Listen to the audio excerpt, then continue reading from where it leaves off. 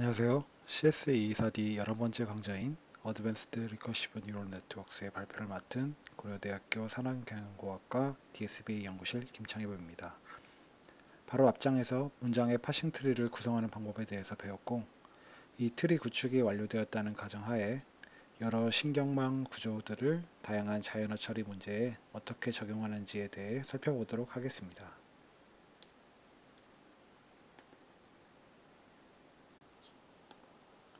다음은 이번 강의에서 다룰 내용입니다. 리커시브 뉴럴 네트워크는 다양한 태스크에 적용할 수 있는데요. 더 어려운 문제를 풀기 위해서는 그만큼 복잡한 모델이 필요합니다. 복잡한 모델일수록 당연히 파라미터의 개수가 늘어나고, 그에 따라서 파라미터를 학습할 수 있도록 샘플 숫자 역시 훨씬 더 커져야 합니다. 그렇지 않으면 오버핏 문제가 발생하고 일반화 성능이 떨어지게 됩니다. 이 강의에서는 위와 같이 4가지 태스크들을 어떻게 해결할 수 있는지에 대한 내용을 다루고 있습니다. 점점 더 복잡한 구조를 띠는 네트워크 구조를 통해서 이전에 존재했던 문제점들을 해결해 나갑니다. 첫 번째 패러프레이즈는 의역 바꿔 말하기라는 뜻을 갖고 있고요. 패러프레이즈 디텍션은 두 문장이 주어지고 이 문장이 같은 의미를 갖는 문장인지 판단하는 문제입니다. 두 번째는 릴레이션 클래시피케이션입니다. 세 번째는 감성 분석, 네 번째는 두 개의 문장이 얼마만큼 유사한지 수치로 표현하는 태스크입니다. 각 태스크에 대해 하나의 논문에 대해서 소개하고 있습니다.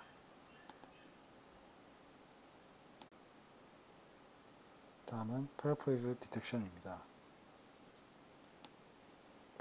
강의 후반부에 나오는 Phrase Similarity는 얼마만큼 문장이 비슷하다라고 수치로 표현할 수 있지만, 이 Paraphrase Detection은 단순히 두 문장이 같다, 같지 않다를 구분하는 바이너리 클래시피케이션 문제입니다. Paraphrase Detection은 굉장히 유용한 태스크인데요. 두 문장이 주어졌을 때 같은 의미를 갖는 문장인지를 판단하여 문장을 요약하는 데에 활용할 수 있습니다. 여기서 Mutual Entailment라는 개념이 나오는데요. 이 개념을 아래 예시를 들어 설명하겠습니다. 먼저 초록색 두 문장에서 하나의 문장이 참이라면 밑에 문장도 참이 되어야 한다 라는 것이 Mutual Entailment입니다. 밑에 이제 붉은색 예시는 Mutual Entailment가 성립하지 않는 문장의 예시입니다.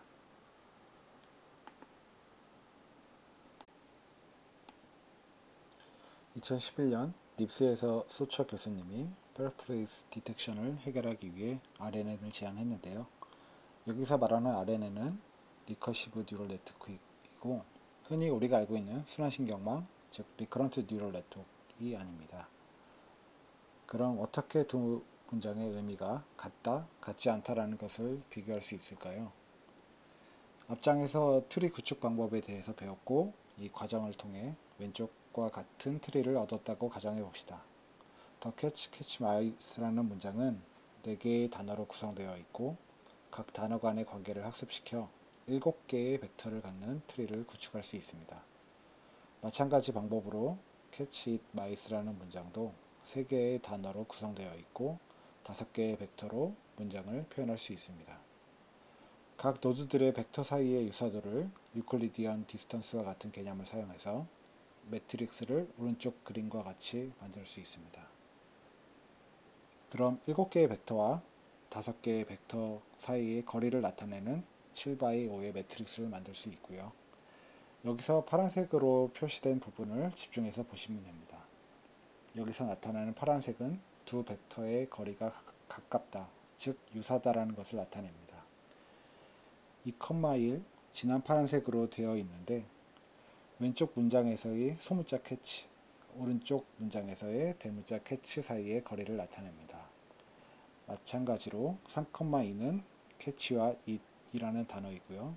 4,3은 마이스라고 서로 같은 단어 사이의 거리를 나타내고 있습니다. 가로축 기준으로 5, 6, 7은 각 구들 사이의 거리를 나타냅니다.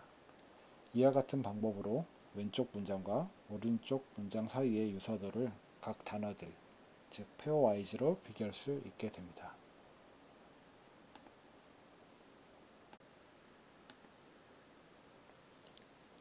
유사도 매트릭스 위에는 Variable Sized Pooling 레이어가 존재합니다. 이 레이어가 하는 중요한 역할이 있는데요. 입력값으로 들어오는 문장의 길이는 그때그때 다 제각각일 것입니다. 그럼 생성되는 시밀러리티 매트릭스의 크기도 계속해서 달라지게 됩니다. 시밀러리티 매트릭스에서 특정 크기, 그림의 예시에서는 2x2로 되어 있는데요. 이 2x2 크기 중에서 최소값을 뽑는 민 풀링으로 가장 최소값만 뽑아서 하나의 레이어를 생성합니다. 이렇게 요약된 정보를 뉴럴 네트워크에 넣어서 문장이 같은지 다른지 여부를 판단하는 분류 문제를 풀게 됩니다.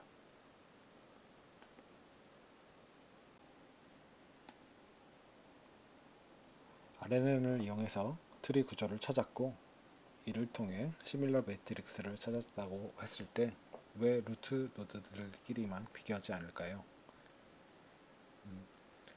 루트 노드끼리만 비교해서 분류가 되는 데이터셋도 존재하지만 아닌 경우도 존재한다고 합니다. 이유는 각 단어들을 1D 벡터로 표현하고 즉 그러니까 1차원의 벡터로 표현하고 계속 스퀴즈하면서 계층을 계속해서 올라가게 되는데요. 이 과정에서 손실되는 정보의 양이 굉장히 많다고 합니다.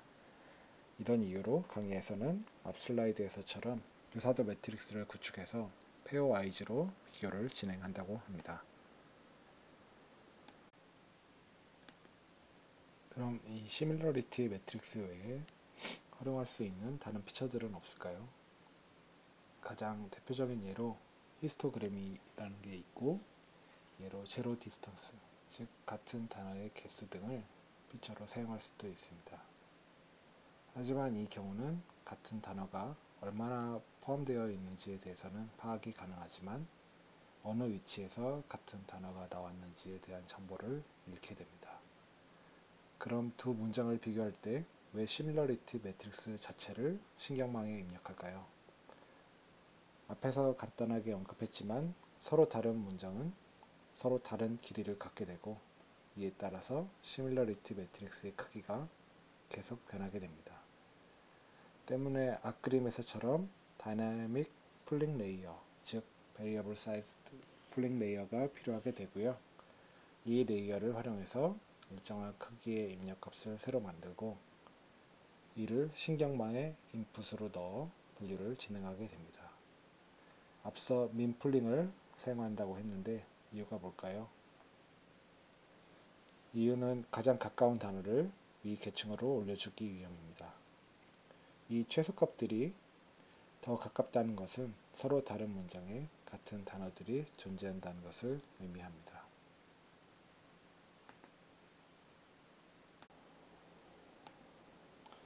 앞에서 구축한 모델을 크로스 밸리데이션 해서 구한 결과는 다음 표와 같습니다. 여기서 제안한 리커시브 뉴럴 네트워크를 활용해서 이전의 연구들보다 더 뛰어난 패러프레이스 디텍션 성능을 보여줬다고 합니다. 소차 교수님은 이 마이크로소프트 리서치 패러프레이스 컴퍼스를 사용해서 테스트했는데요. 스테이트 오브 디 아트 성능에 도달했을 때 제대로 분류하지 못하는 데이터들에 대해서 직접 검토를 해봤다고 합니다. 검토 결과 내린 결론으로 레이블을 단 어노테이터, 즉 데이터를 구성한 사람들끼리의 차이가 존재했다고 하고 소차 교수님이 생각하기엔 제안한 모델이 사람들이 레이블한 결과보다 더 정확한 것 같다고 생각했다고 합니다. 이 논문 이후로는 이 데이터셋을 더 이상 활용하지 않았다는 얘기도 전달해 주셨습니다.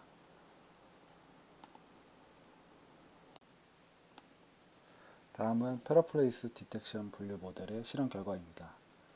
각 열이 의미하는 것을 살펴보면 먼저 L은 레이블, 즉 포지티브나 네거티브를 나타내고 PR은 확률, 얼마만큼 확신을 갖고 분류했는지를 보여줍니다.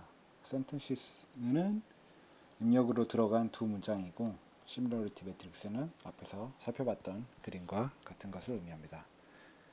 먼저 첫 번째 예제를 보시면 대각선이 대부분 파란색으로 표시된 것을 볼 수 있습니다.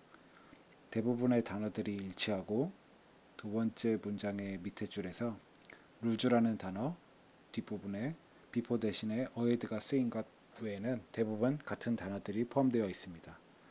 probability 역시 0.95로 높게 같은 문장임을 나타내고 있습니다. 두 번째 예시는 서로 같은 의미를 갖는 문장인데 순서를 뒤집어 놓은 형태라고 생각하시면 됩니다. 완전히 문법적으로 맞는 문장은 아니지만 같은 의미를 갖고 있고 첫 번째 문장과 마찬가지로 높은 확률로 두 문장이 같다고 예측하고 있습니다.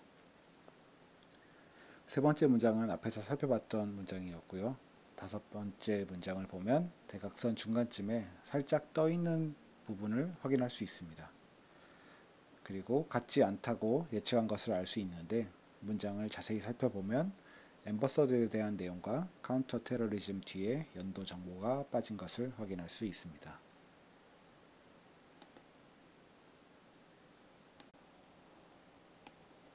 다음은 릴레이션 클래시피케이션입니다. 이 태스크는 원인과 결과, 어떤 약과 그에 따른 사이드 이펙트, 국가와 수도 등 단어 간의 페어를 예측하는 데 쓰입니다.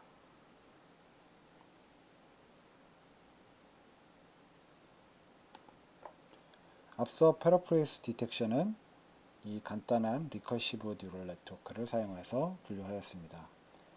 P는 부모 노드, C1과 C2는 자식 노드, W와 B는 각각 가중치와 바이어스를 나타냅니다. C1과 C2를 단순히 컨캐티네이트 하여 하나의 벡터로 보고 여기에 가중치를 곱하고 바이어스를 더해서 부모 노드의 벡터를 구하게 됩니다. 하지만 모든 단어들에 대한 벡터를 하나의 가중치 W로 표현하기에는 무리가 있습니다. 이 문제를 컴포지션 함수를 계산하여 가중치 W를 분리시키도록 하였고 단어가 오퍼레이터로 동작하는 경우에도 고려할 수 있도록 하였습니다. 대표적인 예로 very good이라는 구가 있을 때 very가 good의 의미를 강조하는 오퍼레이터로 동작한다면 이를 가중치로 반영할 수 있도록 새로운 네트워크 신경망 구조를 제안하였습니다. 이렇게 해서 새로 제안한 신경망 구조는 리커시브 매트릭스 벡터 RNN, MVRNN으로 명명하였습니다. 앞에서 살펴본 수식에서 바뀐 부분은 벡터를 컨캐티네이트 하는 부분입니다. 대문자 C2와 선문자 C1을 내적하고 대문자 C1과 선문자 C2를 내적한 뒤에 컨캐티네이트 합니다. 스몰 a는 리커시브 뉴럴 네트워크에서처럼 베리라는 단어 자체를 나타내는 벡터이고 라지 a는 베리에 대한 매트릭스로 앞에서 다룬 오퍼레이터 등을 표현하기 위한 매트릭스입니다. 네트워크의 그림을 보면 소문자 a는 이웃한 단어의 대문자 b와 내적하여 상호 간의 관계를 학습하게 되고 마찬가지 방법으로 모든 트리에 대해서 학습을 진행하게 됩니다. 하지만 이 매트릭스 벡터는 지금처럼 살펴본 것처럼 모든 단어에 대해서 이런 매트릭스가 다 필요하기 때문에 파라미터 숫자가 너무 많다는 단점이 있습니다.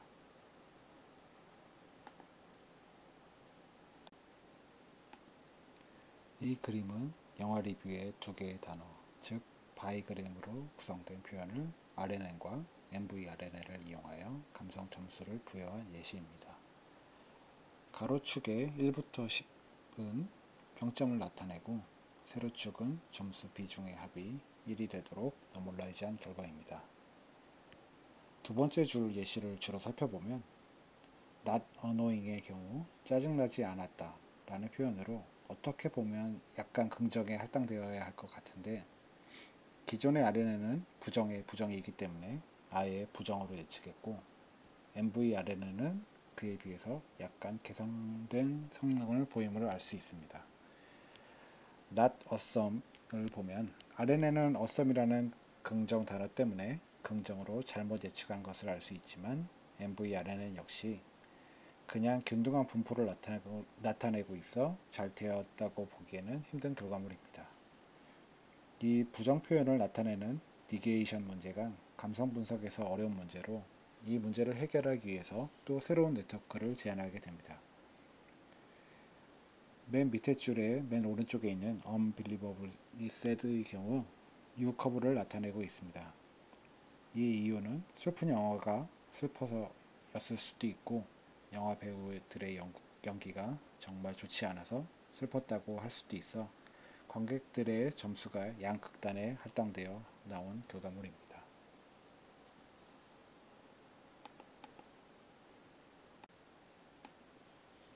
다음은 국가와 수도, 원인과 결과 등 릴레이션 클래시피케이션에 대한 예측 성능입니다. 커즌 이펙트의 경우 펀메드와 같은 사이트에서 크롤링한 다음에 약의 사이드 이펙트를 파악하고자 했습니다. 트리에서 부모 노드에 소프트맥스 클래시파이어를 붙여서 크로스 엔트로피를 계산한 뒤에 가장 적절한 클래스를, 여기서 이제 릴레이션이 되겠죠. 릴레이션을 선택하게 됩니다. 오른쪽 표에서 밑에 두 줄을 제외하고서는 바이오메디컬 도메인에서 사용되는 휴먼 엔지니어드 피처를 굉장히 많이 사용해서 나온 예측 성능입니다. 여기서 텍스트 러너도 인터넷에 공개된 릴레이션 셋이고요. 이 분류 문제를 여러 리커시브 넷을 활용해서 시도를 했었고, MVRN 외에 기존 몇 개의 핸드크래프티드 피처를 추가해서 스테이트 오브 디 아트 성능을 기록하였다고 합니다.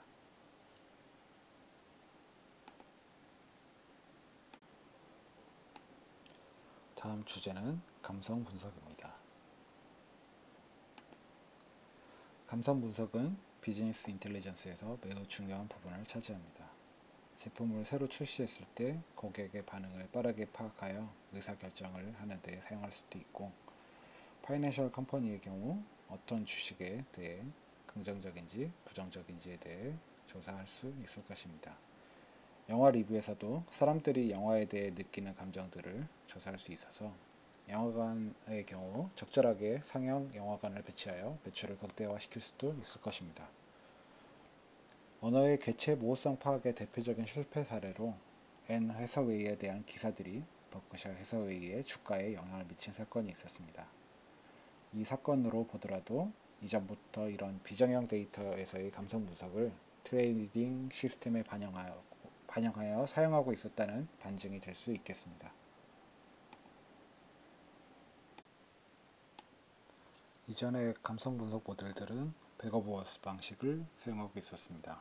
백오버워즈 모델의 경우 아래 예시에서처럼 완전히 같은 단어를 가지고 있는데에도 단어 순서에 따라 달라지는 두 문장을 구별하지 못합니다.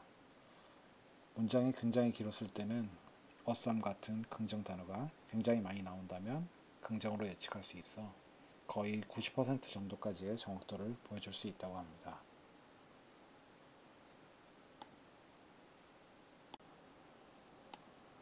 하지만 한 문장으로 구성된 영화 리뷰의 경우 2005년에 데이터셋이 공개된 이후로 7년 넘게 80%의 예측 정확도를 넘지 못했습니다.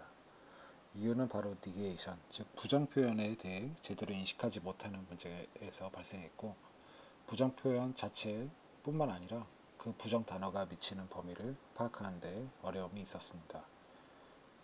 아래 예시 중 첫 문장은 굉장히 부정적인 리뷰인데도 불구하고 각각의 단어를 보면 긍정에 관련된 단어들이 많습니다. 6개의 긍정 단어가 나왔고, 백오버워즈 방식으로는 이러한 문장 같은 경우에 긍정으로 예측하게 됩니다. 아래 문장의 경우 A, but B의 구조를 갖고 있어 결국 뒷부분에 B에 더 초점을 맞추도록 해야 합니다.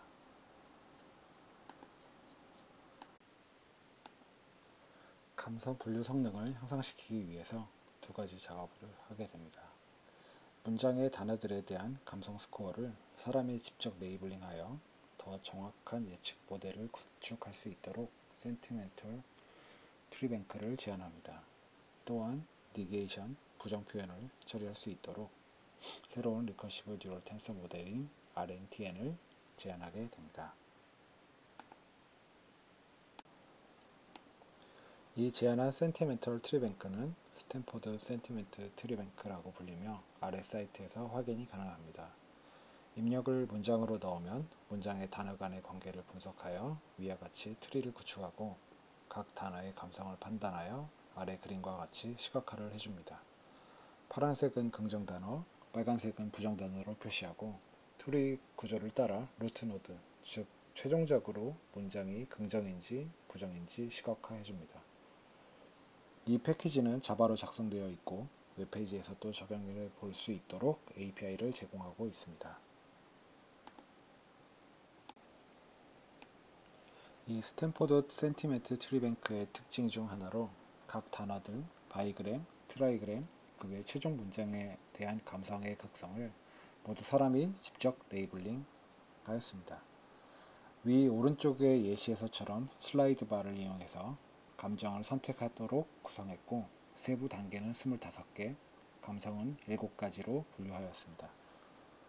하나의 문장이 3번씩 노출되게 구성하여 사람들끼리의 차이를 상쇄하고자 했다고 합니다. 가로축은 N그램을 나타내고 세로축은 각 레이블에 대한 비중을 나타냅니다. 여기서 레이블은 매우 긍정인지, 긍정인지, 약간 긍정인지, 중립인지, 부정에 속하는지 총 7개 단계로 구성되어 있습니다. 원래 데이터셋은 로튼 토메이토스에서 수집한 것으로 한 단어에 해당하는 감정의 경우 뉴트럴이 굉장히 많습니다. 하지만 N그램이 증가할수록, 즉 2단어, 3단어에 대한 감성으로 갈수록 거의 비중이 비슷해지는 것을 확인할 수 있습니다. 선은 해당 감정 안에서 사람들이 선택한 점수의 그룹을 나타내고 총 25개의 세부 단계가 여기에 해당됩니다.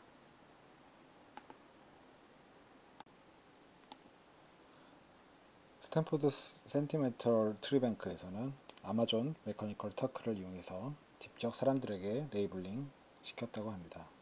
실제로 아마존 메커니컬 터크에서 센티멘트로 검색해보면 이와 똑같은 센티멘털 어널리시스에서 사용하기 위한 데이터셋을 구축하는 그런 태스크를 확인해 볼 수 있습니다.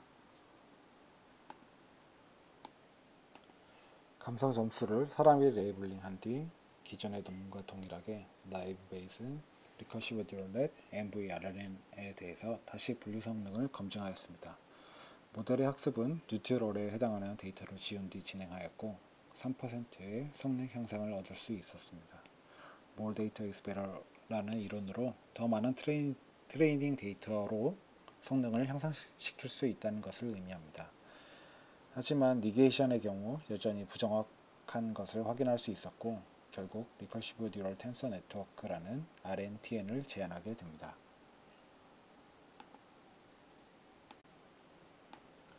새로 제안한 리커시브 뉴럴 텐서 네트워크는 다음과 같은 구조를 갖고 있습니다. 기존 RNN에 비해서 더 표현력을 향상시켜보자라는 목표를 가지고 벡터 사이의 상호작용을 더 극대화해보자라는 아이디어로 시작했다고 합니다. 뒤에 W 매트릭스는 기존 리커시브 뉴럴 네트워크와 동일하고 여기에 새로운 텐서 레이어를 추가하게 됩니다. 앞뒤 단어를 컨캐티네이트해서 붙여서 벡터를 만들고 이 벡터와 벡터 곱 사이에 행렬을 붙여 새로운 텐서를 구성하게 됩니다. 이 텐서는 여기서 V로 표시하고 있고요. 이 텐서를 이용해서 코퍼스에서의 단어 관계를 학습하게 됩니다.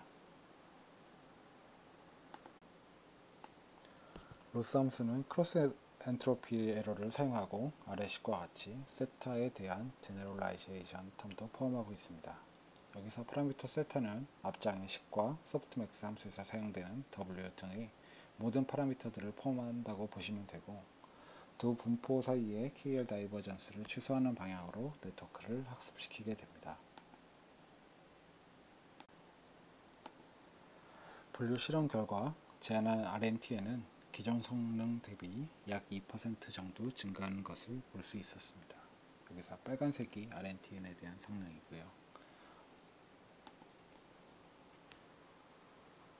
다음으로 실제 세계는 긍정과 부정 두 가지 감정만을 가지고 있는 것이 아니기 때문에 파인 그레인드, 즉 세부적인 감성 단계에 대해서도 이 분류 성능을 살펴볼 필요가 있었다고 합니다. 다양한 머신러닝 모델에 대해 감성 분류 실험을 진행하였고 여기에서도 RNTN이 가장 뛰어난 성능을 나타냈다고 합니다.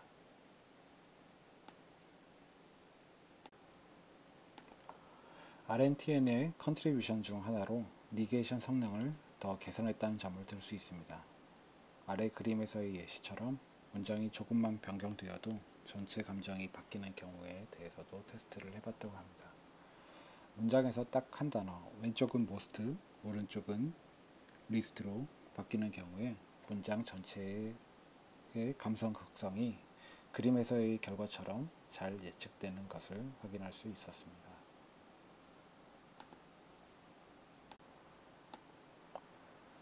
니게이션 데이터셋을 이용해서 테스트를 진행하였고, 긍정에 대한 단어를 부정한 경우 얼마만큼 이동했는지 여러 분류 모델과 비교해 본 결과 RNTN이 가장 부정을 잘 반영한 것을 알 수 있었습니다.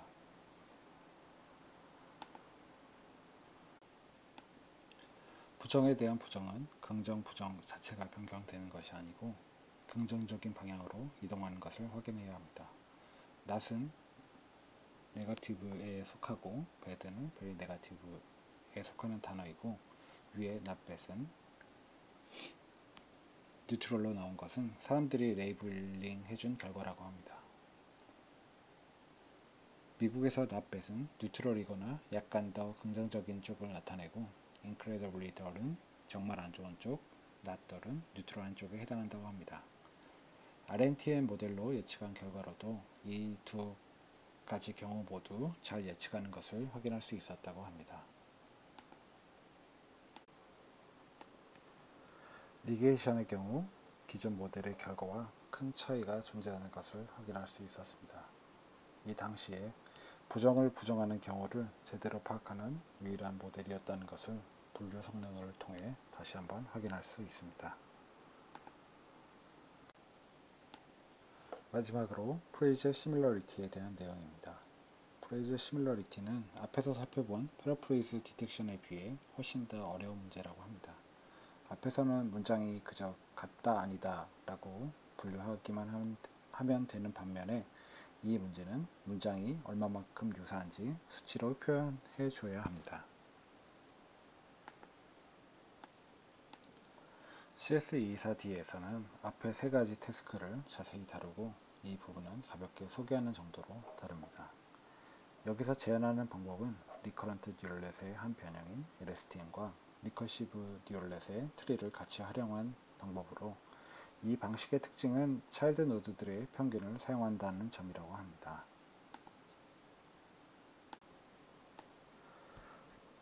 자세한 내용은 중간에 있는 페이퍼에서 확인할 수 있습니다. 아이디어로는 트리 구조의 차일드 벡터의 합계를 구하는 것으로 각각의 차일드는 자신만의 포겟 게이트를 가지고 있습니다. 포겟 게이트에서의 동작은 특정 차일드 노드가 감성을 갖고 있는지 아닌지 여부를 판단한 다음, 가지고 있지 않다면 버리고 감성을 담고 있다면 반영하는 특징을 갖고 있습니다. 여기서 사용한 데이터셋은 SICK라는 데이터셋으로 Sentences Involving Compositional Knowledge 데이터셋을 사용했다고 합니다. 총 9,527개의 문장으로 구성되어 있고, 두 문장의 관련성을 1부터 5까지 사람이 레이블링한 데이터셋입니다. 1은 관련성이 없는 것을 나타내고 5는 매우 관련성이 있음을 나타냅니다. 10명의 점수를 평균해서 사용했다고 하고, 감성 분류는 앞에서 사용한 데이터와 동일하게 스탠퍼드 센티멘트 트리랭크를 사용합니다. 감성 분류 문제 중 이범주 분류는 컨볼루셔널 뉴럴넷 기반의 윤킴님이 제안한 방법이 가장 좋은 성능을 보이고 있었습니다. 제안한 방법이 이범주 분류에서는 최고의 성능이 아니지만 파인그레인드에 대해서는 가장 뛰어난 성능을 보였습니다.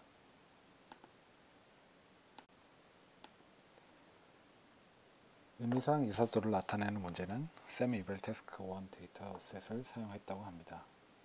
아래 표와 같이 A와 B 두 문장에 대한 유사도를 왼쪽에 스코어로 나타내는 태스크입니다.